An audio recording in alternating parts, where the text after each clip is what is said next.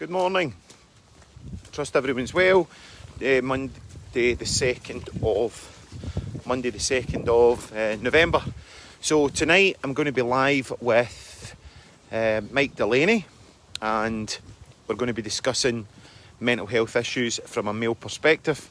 And as I was walking along this morning, I was thinking men's mental health, and even that term, men's mental health, it's like there's so many things. Why is it any different, and why are we making such a big issue of it? Why are we making it so serious? Now,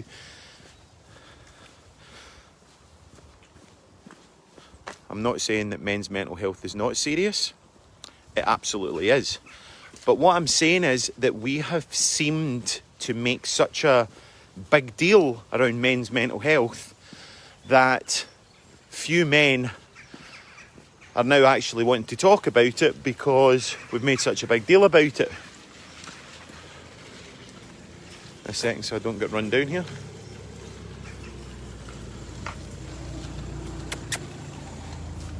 Ralph, come on.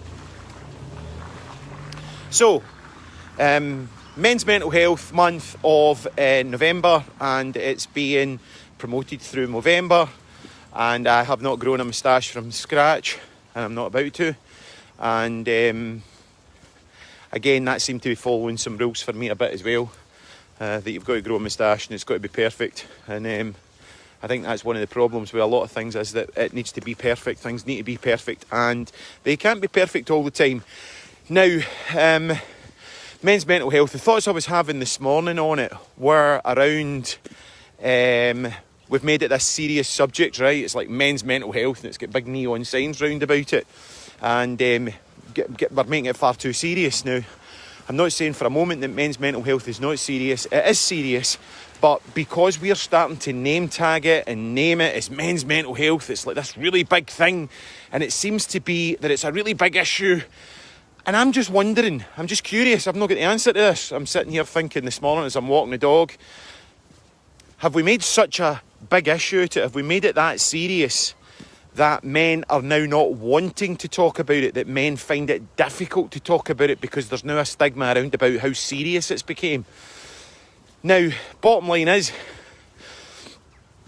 mental illness isn't any different than physical illness, or just feeling completely dissociated or disconnected from your environment at any point. Now, if you are feeling like there's a perspex lens between you and your environment, right, there's something up, okay, and you need to seek help for that. Now, if you had a lump, be that male or female somewhere, you would go to the doctors and get it checked out. Now, if you're just not feeling like yourself, if you're feeling a bit more irritable, if you're feeling like you've got a little bit less energy than normal, if you're feeling that your temper's a bit up, or that you're drinking more, there's maybe something more going on than meets your eye, okay?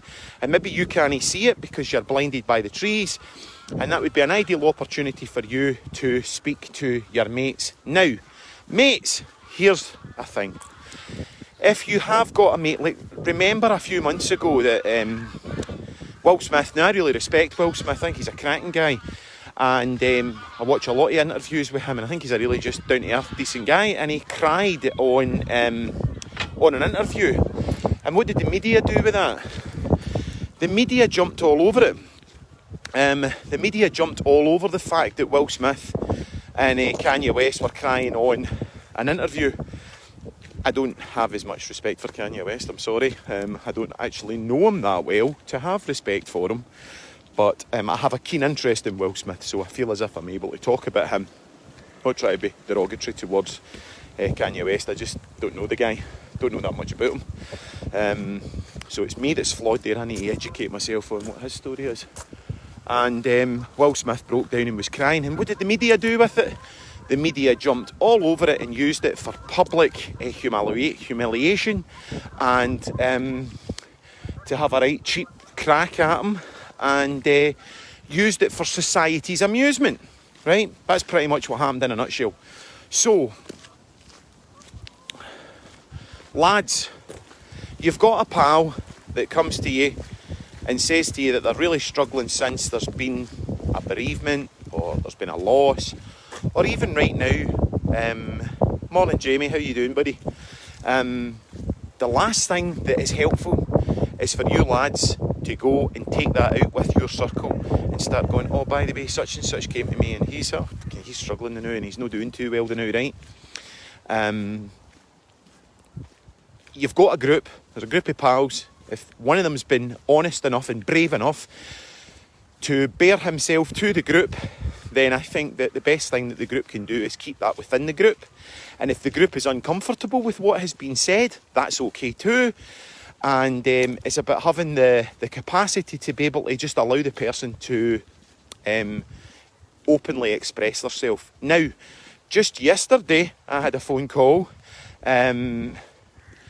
I'm not going to say who it was from because it would be very easily identified, but it was great. It was great to hear from him.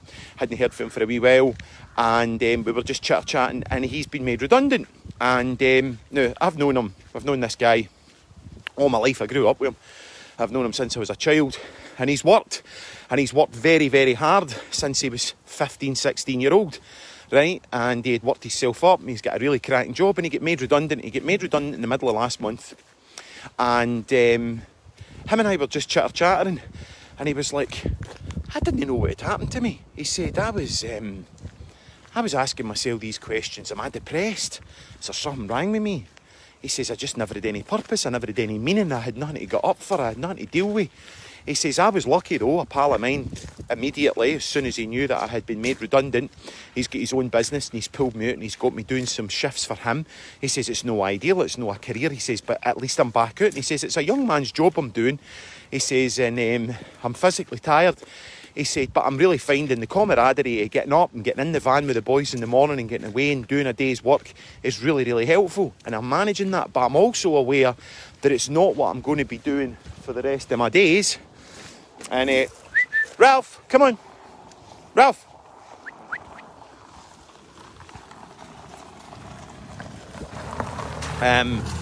So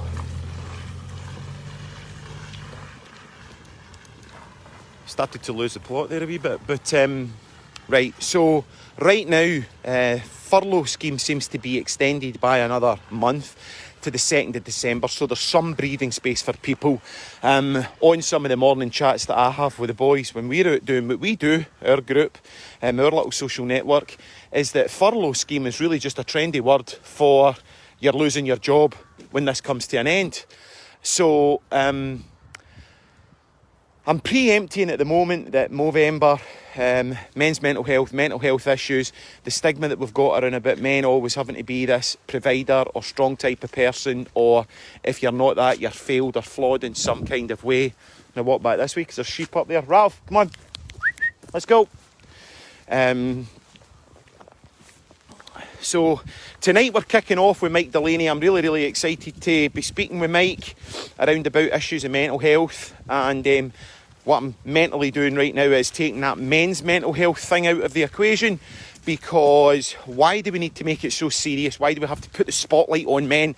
And then what happens is you get stage fright and nobody wants to talk about it. So we all suffer from mental health. Everybody does.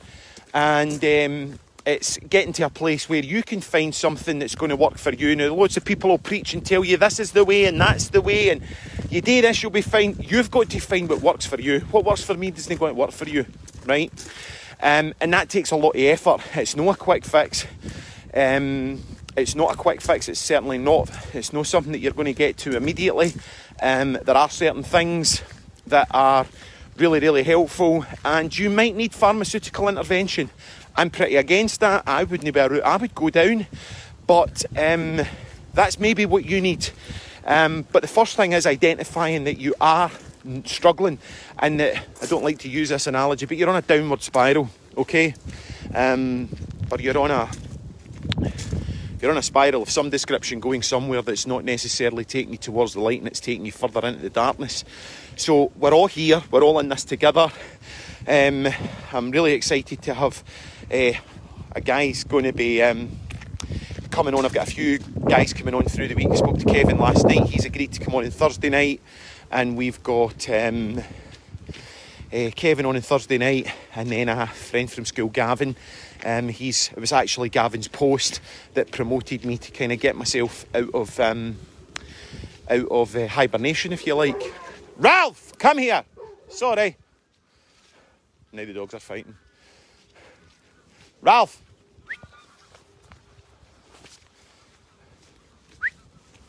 Morning.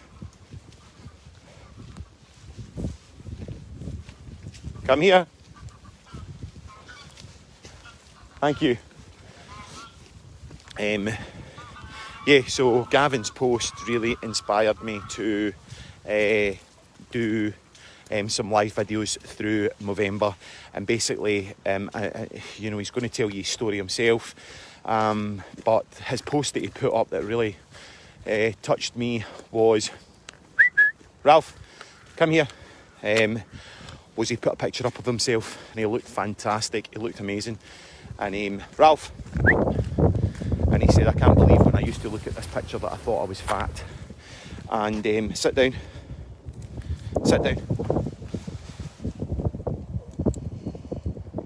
To get this little guy on the lead. He said, I can't believe when I used to look at this picture I thought I was fat. And he looked tremendous. And he then went on to say how his body image throughout his years, because he was chubby when he was a kid, and how people would have ridiculed his chubbiness indeed, and also made fun of his sexuality and stuff like that in primary school. And I will say this to him when we speak, that good morning, how are you? Are you well? Oh, oh, they're funny. So, the first thing I thought when I read it was, I went to primary school with him. Was I one of those kids? Was I one of the ones that used to slag him? And so I made contact with him and spoke with him.